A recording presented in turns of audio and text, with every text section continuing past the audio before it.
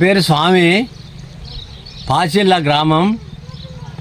ఆర్థిక పరిస్థితి మీ గవర్నమెంట్ నుంచి మాకు సాయం చేయగలుగుతారా? మేము ట్యాంకర్తో నీళ్లు పోపుతున్నాం పొలానికి. ఇప్పుడు ఫిబ్రవరిలోనే ఎండిపోతున్నాయి వరి చేనులు. ఇక మార్చి ఏప్రిల్ ఉన్నది కదా, పొట్టకొచ్చింది, ఎండిపోతుంది.